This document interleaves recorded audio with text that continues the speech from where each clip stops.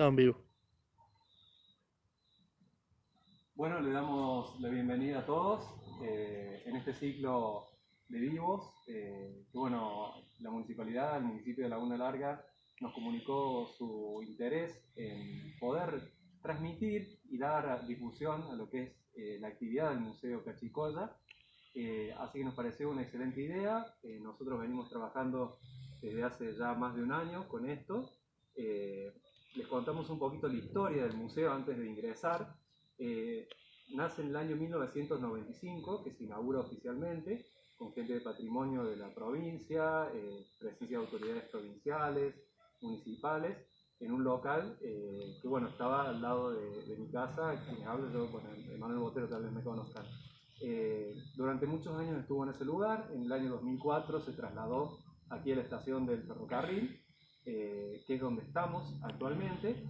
Estuvo abierto hasta mediados de 2014-2015, cuando hubo una serie de problemas edilicios muy graves que bueno, hicieron de suma necesidad cerrar el museo para tener que acondicionarlo y brindar seguridad a los visitantes. Posteriormente a ello tuvimos una serie de hechos vandálicos que bueno, hizo que tuviéramos que cerrar la puerta casi definitivamente.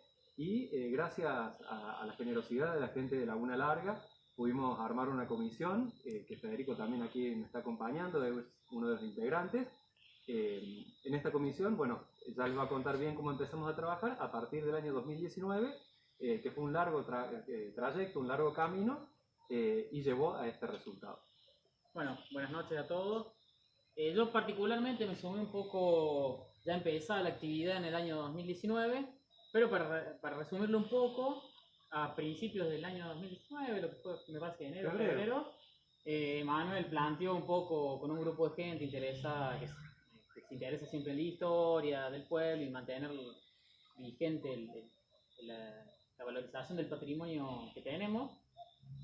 Se empezaron a reunir para ver de cómo entre todos, en comunidad, digamos, ya no solamente Manuel con su esfuerzo personal, que como venía siendo únicamente él, y con algunas colaboraciones del municipio o particulares, pero no algo bien organizado para decir a futuro esto dura en el tiempo. Empezaron a hacer reuniones para llegar a la reinauguración. La reinauguración fue planteada para el 30 de noviembre, el aniversario de la fundación simbólica de nuestro pueblo, en los 150 años. Y bueno, fue un trabajo bastante arduo, porque fue agarrar, entrar, arreglar todo lo que había, acomodar, limpiar todo el material, clasificar qué servía, qué cosas se habían dañado totalmente. Y bueno, eso fue el trabajo de meses que estuvimos acá en el andén, con frío, con calor, con todo, dándole para que el 30, bueno, el que pudo venir fue una fiesta muy linda, muy emocionante, en la que dio el puntapié inicial de lo que es el Museo Cachicoya, que ya es otra de ideas de que sea un museo de la comunidad, que sea de todo. Y bueno, eso es como un resumen más o menos dentro de otras particularidades que vamos a ir contando a medida que vamos visitando el museo también. Así que bueno, ya los vamos a invitar a que vayan pasando. Les cuento antes que nada cómo está compuesto el museo. El museo tenemos un archivo histórico que en este momento se está catalogando. El encargado de llevar a cabo la parte de catálogo del archivo histórico es Marcelo Guardati, profesor de historia, y este archivo lleva el nombre de Tito Kornatowski, José Tito Kornatowski. En este momento estamos tratando de digitalizar todo lo que tenemos y hacerlo accesible a toda la gente de Laguna Larga, que lo vamos a ir lanzando paulatinamente. Y las salas del museo, cada sala tiene su temática en particular, y es lo que vamos a empezar a recorrer ahora. Así que los invito a que nos vayan a acompañar.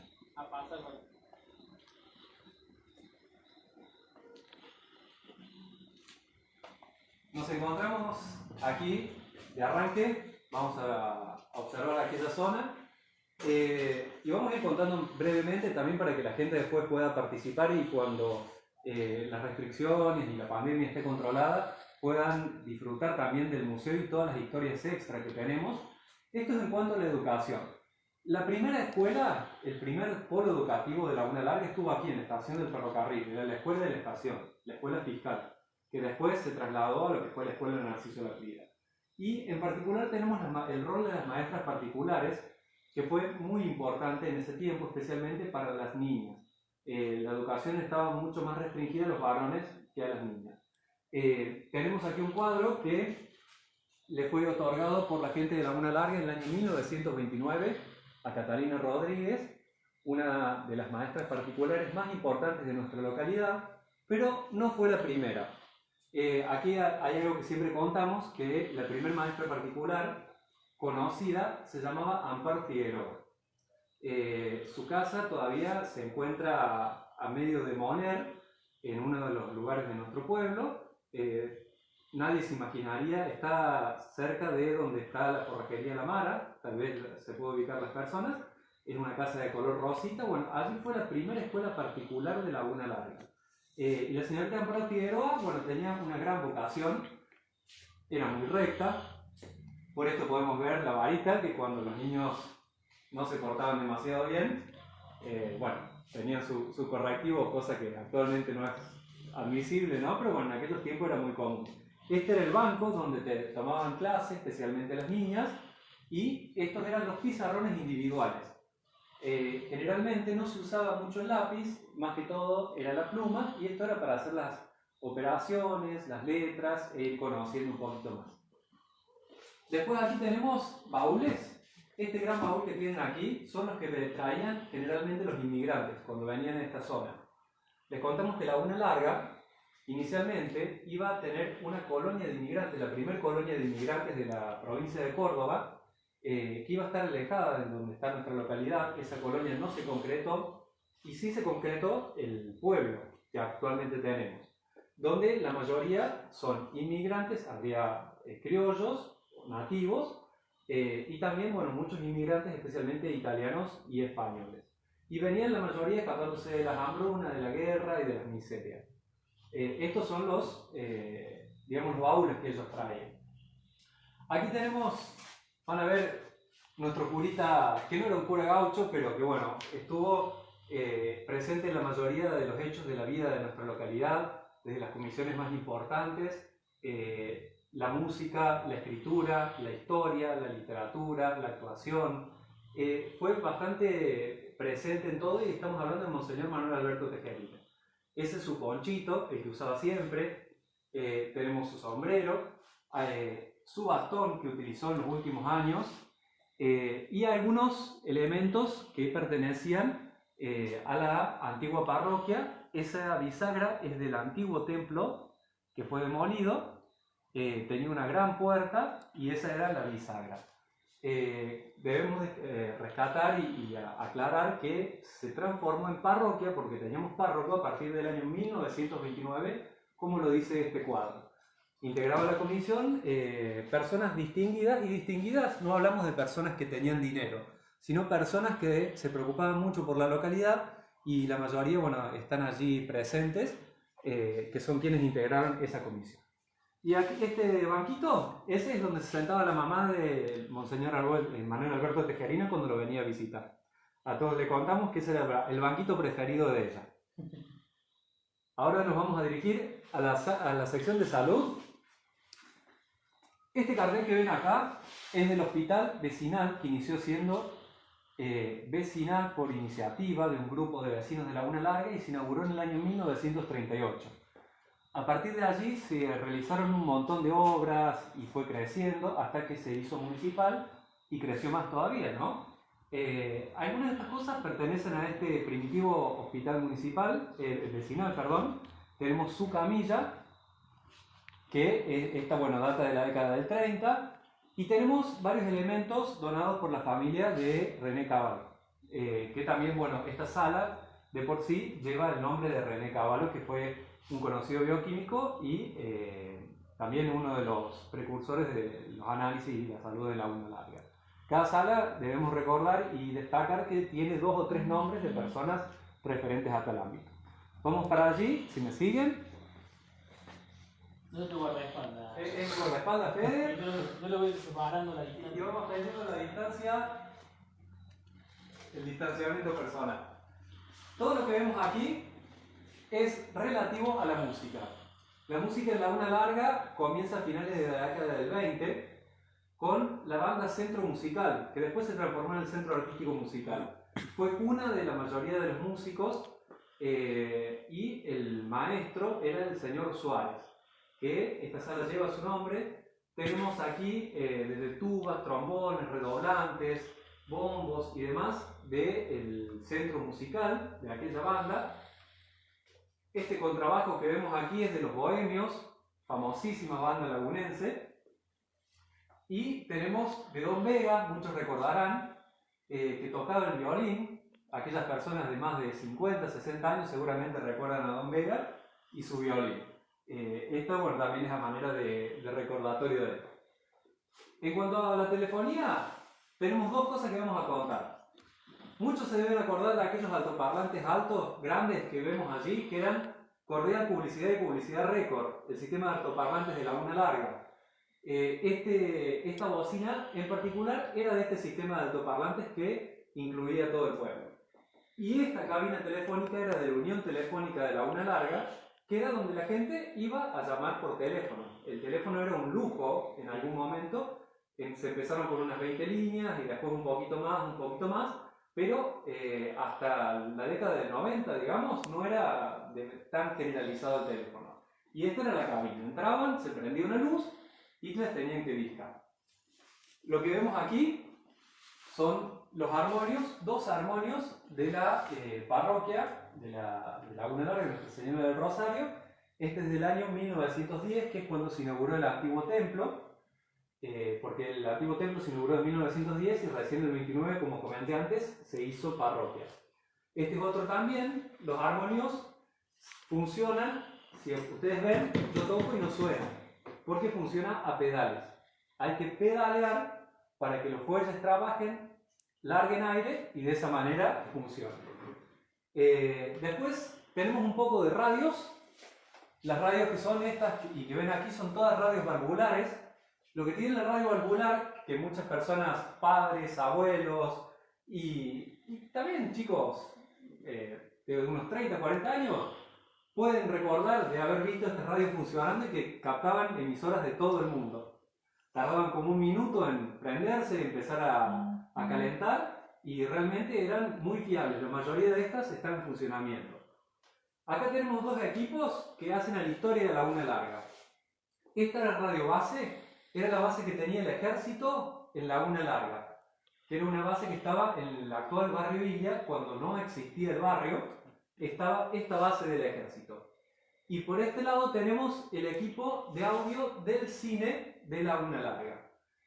Con esto mucha gente se habrá emocionado, habrá visto películas y habrá escuchado muchas cosas que le evocaron seguramente muchas sensaciones. Este era todo el equipo de cine donado por la familia Rossi. Y para terminar en esta sala tenemos la parte de telefonía, que bueno, lleva el nombre del señor Festa, el padre de Chiquito, de Alcides, que bueno, fue uno de los primeros instaladores. Esta es una central telefónica con capacidad para 8 teléfonos, no más, una central telefónica un poco más avanzada, y los teléfonos de aquella época que había que darle manija. Y esto que ven aquí es el telégrafo, como el que estaba en la estación de trenes.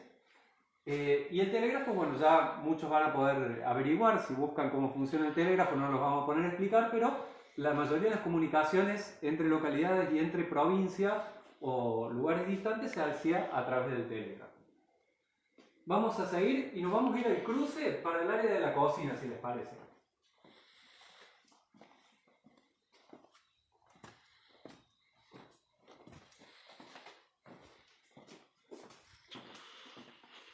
Aquí nos encontramos en lo que es la cocina, una cocina tradicional, lagunense, de campo, de pueblo, y una área de costura. Tenemos varias cosas que son poco llamativas y que a lo mejor muchas personas no conocen. Desde esta que está aquí, que son las antiguas heladeras donde se compraban los bloques de hielo. Se podían comprar en la antigua Casa Sagués, por ejemplo, que era uno de los grandes almacenes, y en muchos otros almacenes que había. Duraba un par de días, se conservaba la comida y había que cambiarlo. Otros elementos que tenemos y que muchos preguntan, ¿qué es lo que es esto? Y la verdad que yo supe qué es lo que era 10 años después de que lo tuve. Es un grill para asar la carne con una cuerda y tenía unos hierros, eso iba girando y se le ponía fuego abajo. Es llamativo y algo poco común.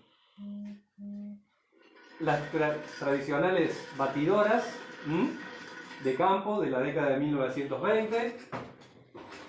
Y aquí tenemos dos botellas que vamos a contar la historia y que vale la pena detenerse. Esta que está acá se llama Chinchivira. Algunos la deben haber escuchado, otros seguramente que no, y algunos abuelos seguramente hasta la han tomado. ¿Ven que hacen ruido? Este ruido es porque tiene una bolita adentro. Y la Chinchivira no tenía tapa, sino la bolita actuaba como tapa. Fue una de las primeras gaseosas argentinas. Y esta que tenemos acá es la Bidú, que también fue una gaseosa muy recordada y de las primeras que tuvieron producción argentina. Tenemos, bueno, desde botellas de ginebra, de ron, de varias cosas, pero vamos a detenernos un poquito para contar lo que es esto. Esta mesa que ven aquí parece una mesa normal, pero abajo tiene un hueco. Esta es una mesa amasadora. En la mesa amasadora se hacía el pan, se dejaba que leude adentro, porque se corría esto, y una vez que estaba se metía en el hornito de barro. Era una mesa tradicional, estaba presente en todas las familias. Y aquello que ven allí no es la jaula de un loro, ni de un pájaro, ni de nada en particular. Era y se llamaban fiambreras. Allí ponían la carne colgada para que las moscas no la atacaran en tiempos donde no existían ni heladeras ni bloques de hielo. Era muy primitivo y esa era la forma de preservar la carne y algunos elementos que, bueno, se pueden deteriorar con la acción especialmente de la mosca, ¿no? Y de otros bichos. Esto que tenemos aquí es toda la parte de costura. Tenemos máquinas de coser a manija, que eran bastante difíciles de manejar, después las a pedal, que ya son más fáciles. Y allí tenemos arriba todo lo que son las planchas. Las primeras planchitas, las más chiquitas, eran unas planchas que había que ser muy práctico para planchar porque había que calentarlas directamente en un brasero. Esas planchas se enfriaban y no planchaban, se calentaban mucho y quemaban la tela. Así que había que ser bastante práctico. Después tenemos planchas a carbón, otras planchas también que eran, bueno, a nafta. Algo un poco más peligrosas. Algo más peligrosas y las eléctricas ya más actuales casi que, bueno, eran bastante más seguras, por decirlo de alguna manera. Y esas estufas que eran un tanto peligrosas, como decía Fede, porque, bueno, eran estufas que funcionaban con queroseno. Más de una vez se ha hecho algún pequeño incendio en alguna casa por estas estufas a queroseno. Pero era lo que existía en aquellos momentos. Vamos a irnos a la sala que tenemos al lado, que es la sala... Una sala que gusta mucho de por sí.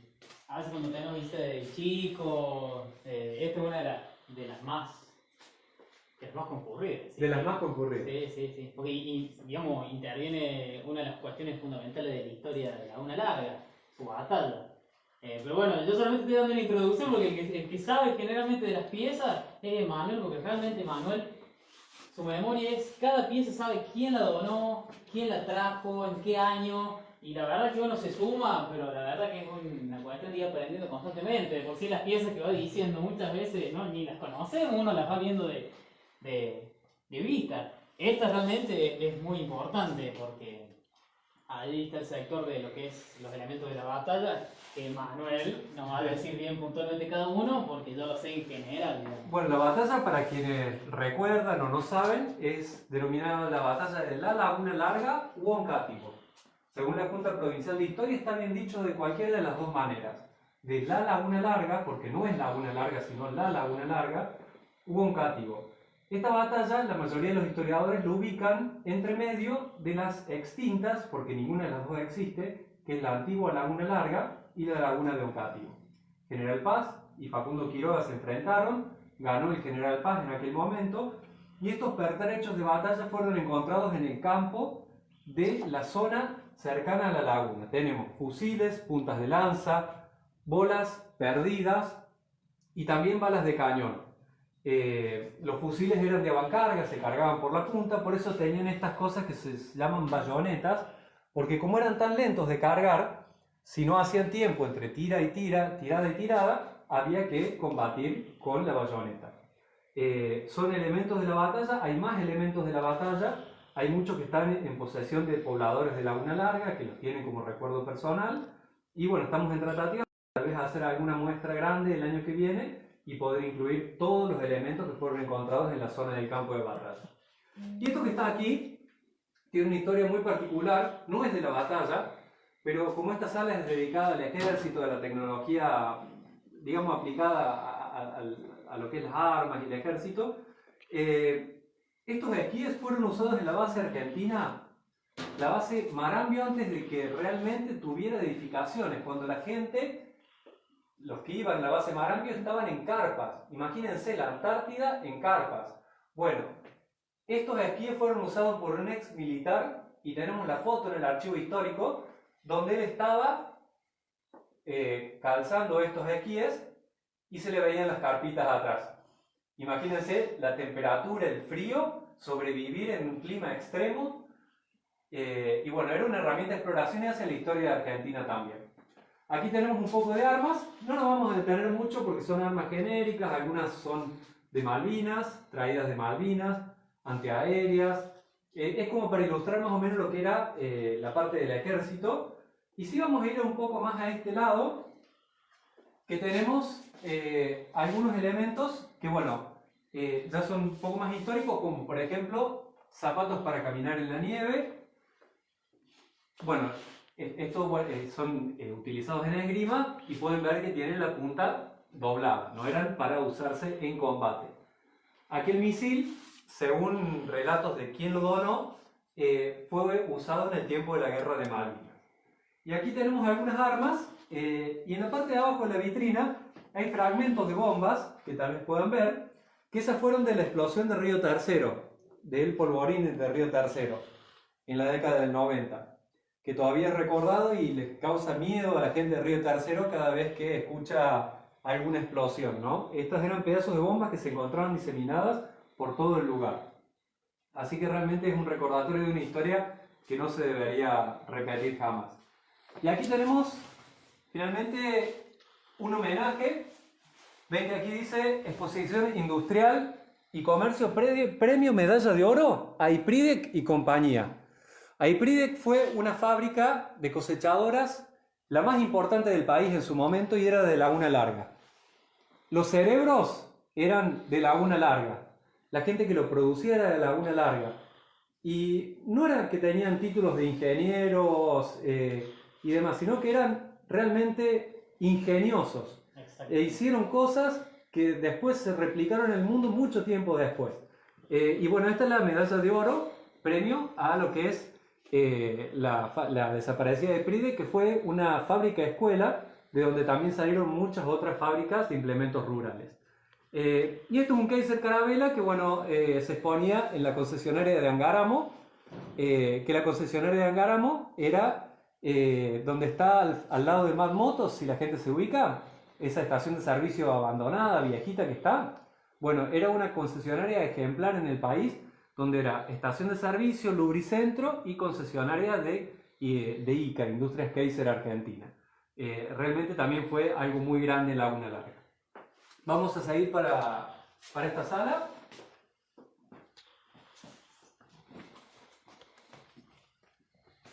Esta es la dedicada a la fotografía, informática, mecanografía y también lo que es la parte de filmación. Vamos a arrancar por este lado, si me siguen. Esto que ven aquí fue partícipe de gran parte de la historia fílmica de Laguna Larga. Era el proyector que utilizaba Alberto Botero, que fue quien filmó la mayoría de los archivos históricos de la década del 50, 60, 70 de Laguna Larga. Era aficionado, tenía un equipo semiprofesional y este era su proyector. Y también tuvo lugar después, que hizo hito también, TV Canal 5, que actualmente no existe más, pero que produjo contenidos de excelente calidad y fue un referente también provincial en cuanto al nivel de producción que tenían sus programas. Sí, llegó a ganar. Llegó a ganar muchísimos premios. Sí, está de acuerdo. Exactamente. Y bueno, los televisores, que estos televisores eran los que vendían la antigua Casa Sagués. Esta Casa Sagués, que para todas las personas que no la conozcan, su último local, cuando ustedes agarran Catalina Rodríguez y la esquina de Hipólito Yrigoyen, van a ver tienda Beltramone, regalería, mueblería y demás. Pero cuando se sube la vista, van a ver que todo forma parte de una especie de un mismo edificio. Eso era la Casa Sagués. Un edificio enorme, monstruoso, que vendía de todo, desde televisores, guardaba cereales ¿Y y estamos hasta hablando de restaurantes. qué año, más o menos? Y Para que la gente se ubique. el auge fue esto en el año 50 Bueno, aproximadamente. imagínense eso, era casi como un shopping. Era para como decirlo. un shopping. Fue impresionante cuando uno ve fotos de cuando estaba en funcionamiento. Uno no puede creer que eso estaba en ese lugar, en Laguna Larga, que de por sí en ese momento éramos un pueblo con una pujanza que nos envidiaban bastante en la zona. Y de hecho, casas comerciales como se dieron la Casa Sagués, ni en la actualidad hay casi que podemos decir en la provincia de Córdoba. O sea, fue una casa realmente impresionante, que tenía de todo y Sí. que en la actualidad solamente nos tenemos que remitir a un shopping de Córdoba o una gran casa comercial Sí, porque te cordobesa. vendían todo, tenían concesionario, vendían lubricante, vendían desde lo que usaba en la casa hasta Sí. en el campo, en la industria, todo era impresionante. Había varias en Laguna, no era la única, Tal obviamente. cual, tal cual. Y como anécdota, cuando empezaron estas casas comerciales, todavía no estaba la legislación de trabajo, de descanso dominical, de salario y demás. Entonces, a fines del 1800, los inmigrantes que venían que trabajar no solamente en Casa Sagués, sino en muchas otras de las casas comerciales, se le pagaba con ticket canasta, una especie de ticket que solamente podían comprar mercadería en esa casa comercial. Y trabajaban de domingo a domingo, o lunes a lunes, como lo quieran decir. Y generalmente dormían en los sótanos. Sí. Pero aún así aceptaban ese estilo de vida porque venían escapados de la guerra, venían escapados de las hambrunas y era la única alternativa de vida que tenían. Después todo se fue regularizando, las leyes fueron más justas, equitativas y bueno, el trabajo ya fue diferente. Esta sala aquí se llama Gabino Ahumada. Le pusimos el nombre de Gabino porque bueno, fue uno de los más conocidos fotógrafos de Laguna Larga. Hubo otros también que son muy importantes y que siempre los comentamos en las visitas guiadas. Y tenemos, bueno, cámaras fotográficas de diferentes épocas, de diferentes tipos también, desde las fuelles, cámaras compactas, hasta las cámaras como la que ven ahí, que es una cámara chiquitita. Esa cámara chiquitita, si lo decimos ahora, parece muy machista y de hecho era machista, porque esa se vendía como la cámara para la mujer, como si la mujer no supiera manejar una cámara. Pero antes, bueno, la sociedad era más machista y todos parecía que podían manejar una cámara, pero no le permitían a la mujer manejar una cámara. Entonces vendían la Brownie, que era una cámara simple, y decían que era para la mujer.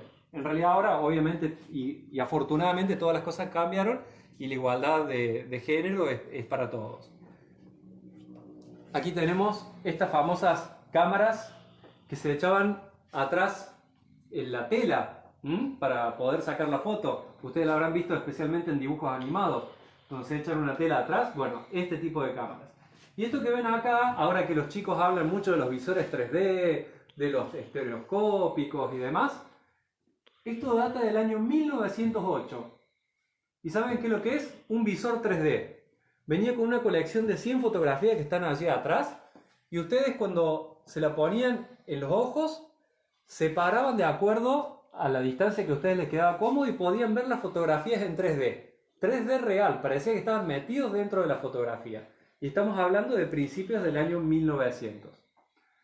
Y finalmente, para terminar esta sala, y ya nos quedan dos salitas nomás, estamos con la sala de lo que es la computación en mecanografía. Esto, bueno, es una computadora de la Cooperativa Eléctrica de Laguna Larga que Fede le puede explicar No, también. te voy a hacer la pregunta que siempre los chicos que vienen nos preguntan, ¿y la pantalla? Y la pantalla, exactamente. Y no hay pantalla. Y no hay pantalla. No hay pantalla. Había solamente un pequeño Un display display que ponían chiquito. unas cositas. Ahí va a mostrar Federico lo que eran los pendrive, por decirlo de alguna manera, de aquel momento. Ahí estaba la información guardada. No sé si tenemos tarjetas perforadas. ¿Tenemos alguna tarjeta? No, tarjetas perforadas no tenemos. Bueno, porque esta máquina ya es de este tipo Exactamente. de soporte. Ya antes había tarjetas. Había tarjetas, tal cual. Pero esto también es. ¿Esta de qué año data? Y de la década del 70. y desde la cooperativa, o sea que aquí podemos encontrar, si captan las cámaras, van a ver que dice, por ejemplo, planilla de cobranza y otra dice general tablas de facturación. Están todos los archivos de la cooperativa de la década del 70. Esta era la imprenta municipal y la imprenta del secundario, del Instituto Secundario General José María Paz. ¿Qué es lo que es eso? Es un miniógrafo.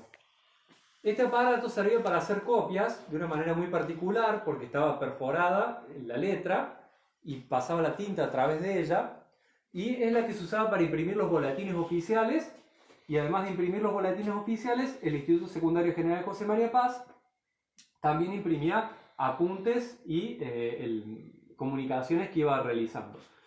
Había una en la municipalidad y una en el Instituto Secundario, también otras instituciones tuvieron de estas. Las primeras computadoras, pueden ver aquí lo que era un disquete, millones de veces menor la capacidad que un pendrive, podían guardar 3 o 4 cartas, como mucho, acá adentro, y eso era toda la capacidad de información que tenía. Estas eran las primeras computadoras que utilizaban los comercios de Laguna Larga.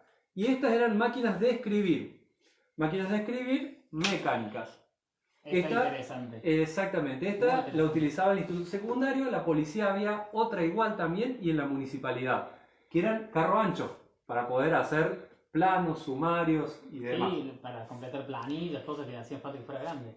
Impresionante el tamaño y lo que costó. Tuvimos ahí casi que fue complicado ese día. Y después, bueno, esto que ven aquí, le vamos a decir a Federico que la levante. No se anima, no. Es muy pesada. Les contamos que es muy pesada. Esta eran las cajas registradoras como tenía en la casa Andrioli, casa Sagués y demás. Y eran realmente pesadas, o sea, no se les robaba a cualquiera. Funcionaban a manija y también eran eléctricas, porque si bien había energía eléctrica en Laguna Larga a partir de la década del 20, o había generadores propios, cuando se cortaba la luz, que era muy habitual, había que hacerlo manual, a manija. Recordemos que en Laguna Larga, antes de que estuviera la cooperativa eléctrica de Laguna Larga, había una usina, una pequeña usina, que mantenía Laguna Larga prendida de día y a la noche hasta ciertas horas de la noche. Solamente se quedaba prendida toda la noche cuando fallecía alguna persona. Y la gente del campo se enteraba que alguien había fallecido, porque no había internet, WhatsApp ni nada, porque veían las luces del pueblo prendidas. Entonces veían las luces del pueblo prendidas y se venían porque seguramente era alguien conocido en un pueblo chico. Vamos a ir a las últimas 2 salas, si les parece. Esta es la sala dedicada al campo, que fue una de las actividades motores de la región. Esto que vemos aquí es una maleta con el deschalador, que era una tarea rural que la hacían, el deschalar, digamos, el hombre y la mujer. Los dos trabajaban en esto. La maleta se colgaba, se pasaba entre las piernas y se emprendía la tarea rural. Algunos elementos de caballos, y estos ganchos que ven aquí son usados, o eran usados principalmente, para sacar de los aljibes cuando se caían los baldes de agua. El agua que había en ese momento era toda el agua de aljibe, ¿no? Por aquí, esto chiquitito que parece insignificante, es una de las cosas que más vida le dio a la región en sus inicios. Estamos hablando de una reja de arado de las primeras, cuando la mecanización rural no existía todavía. Esta reja de arado era una madera y así se iba arando. Era muy básico, muy rudimentario y muy primitivo. Tenemos herramientas diversas y nos vamos a detener en esta cama y en esto. Que vamos a preguntarle a los camarógrafos, a ver si los camarógrafos se animan a hablar. ¿Habrá sido para hacer huevos? ¿Una sartén? ¿O para qué habrá sido? Para la cama. Para la cama, muy bien. En aquel tiempo no había estufas, no había calefactores, no se podía dejar nada prendido. Entonces, en invierno, en los crudos inviernos, había que poner brasas acá adentro, calentar la cama y mandarse el sobre, como se dice ahora, y aguantar el frío. Y esta pequeña cama que ven aquí era una cama tradicional de las zonas rurales de aquí de Córdoba y de Argentina, y no era que dormía un petizo, un enano o algo que usted, o un chico, no sé, muchos vienen y nos dicen, pero ¿quién era? ¿Alguien bajito que dormía o un chico? No, no, no. Estas eran camas de gente adulta. Sí, uso común. Uso común. Y se acostumbraba a dormir, más que todo, entre sentado, como apoyado. Por eso es tan chiquitita. Después, allá arriba, podemos ver esos tres elementos bien largos que vemos allí.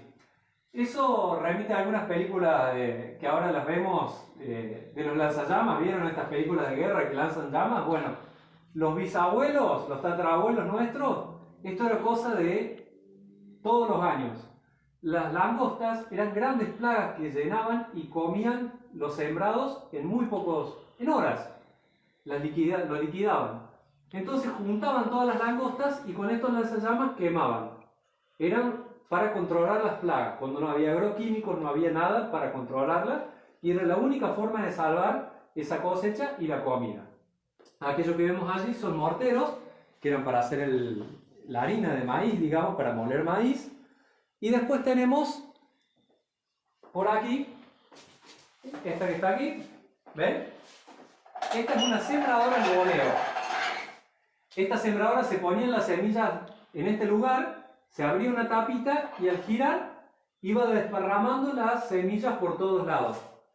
Generalmente se usaba para muchas cosas, principalmente pasturas para ganado, y el boleo era porque las hacía volar de alguna manera. Horquillas de porotos, horquillas carboneras para las máquinas a vapor que se usaban en el campo, y la famosa hoz, también para desyullar y para cortar los yuyos en el campo. Y ahora nos vamos a dirigir a la última sala, y después lo vamos a dejar con un montón de cosas que nos van a tener que venir a visitar el museo para que la conozcan, porque si quieren podemos hacer una visita de 10 horas y nos va a faltar tiempo.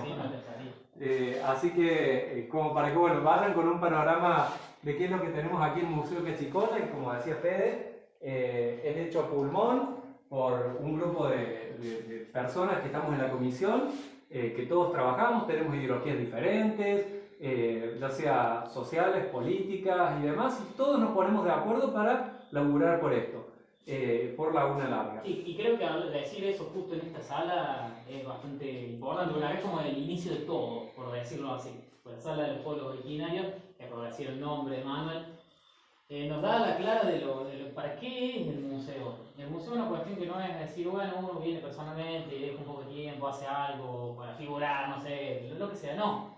Acá estamos todos que somos un grupo atrás, en el grupo que estamos hablando todos los días, porque como estamos en cuarentena seguimos hablando constantemente, tirando ideas, a ver qué hacer después de que termine todo esto, qué hacer mientras tanto. Seguramente algunas ideas van a salir estos días, porque inevitablemente el museo necesita seguir agregando cosas, tenemos una nueva sala, y hay mucho para hacer. Realmente vamos a necesitar el apoyo, así que aprovechamos el momento para comentarle que vamos a necesitar el apoyo, y ahora en la cuarentena, porque acá está la historia de todos. Esta es la historia de nuestro pueblo, y a la larga la historia de un pueblo, yo creo que un pueblo que no tiene historia no es nada. Realmente no hay nada si no valoramos nuestra historia, y creo que el museo es el puntapié inicial para que una comunidad como Laguna Larga, creo que voy a decir vuelvo porque considero que Laguna Larga puede ser mucho más de lo que es hoy, y creo que acá puede salir un puntapié junto con todas las instituciones que le ponen el hombro todos los días, y estos días también siguen todos dándole para adelante. Bueno, ahora vuelve Manuel con la parte histórica. Bueno, esta parte de aquí hay muchas piedras que no van a salir en las filmaciones, pero les cuento brevemente qué es lo que hay aquí. Tenemos fósiles, que los fósiles son organismos que eran vivos, que vivían, quedaron sepultados, se disolvieron, se degradaron y en su lugar fue ocupado por minerales. Entre los fósiles que tenemos los primeros animales que tuvieron ojos en el planeta, por ejemplo. Tenemos la primera forma de vida del planeta Tierra, también, que se llama estrematolitos, que fueron los que generaron el oxígeno que respiramos hoy. A ellos le debemos gran parte de toda la vida en el planeta, a esas pequeñas bacterias que están aquí también fosilizadas. Tenemos moluscos marinos y muchos elementos también de además de paleontología, de geología, que son piedras preciosas y minerales. En cada visita guiada la contamos con mucho detalle. Y nos vamos a centrar un poco más en estas que tienen también una gran historia. Podemos ver aquí el mural realizado por la gente de Catalina Clandestina en honor a los pueblos originarios, la bandera huipala también en honor a los pueblos originarios que ocuparon esta región. Y aquí tenemos, pueden enfocar desde arriba, tal vez sea más fácil, puntas de flecha, puntas de lanza, que eran utilizadas por los pueblos aborígenes de la región. Recordamos que los pueblos aborígenes se ubicaban generalmente cercanos a los ríos y las lagunas. Y tengo una pregunta además. ¿Quiénes eran los primeros? ¿Qué tribus eran las que había por esta zona? Como para aclararme un poco, muchas veces son unos temas que yo me acuerdo de las visitas más o menos que te iba preguntando. Exactamente, la gente pregunta mucho quiénes eran, porque el mapa que generalmente se ve en la escuela, por decirlo de alguna manera, dice Sanavirones y Comechingones en las sierras. Lo cierto es que se han encontrado elementos comechingones también por estas zonas, pero la mayoría es Sanavirón. Que bueno, el pueblo de Sanavirón tenemos muchos elementos aquí, elementos de las urnas funerarias también, vasijas que ellos mismos producían en esta zona para llevar el agua, para llevar ofrendas, para llevar también sus cultivos. Aquellos huesos grandes que ven, ese gran hueso que está ahí, algunos me preguntan si es de un dinosaurio. En realidad no es de un dinosaurio. Los dinosaurios se extinguieron hace más de 60 millones de años. Esto era de un perezoso gigante, un mamífero, que vivía en esta zona y se llamaba Megatherium.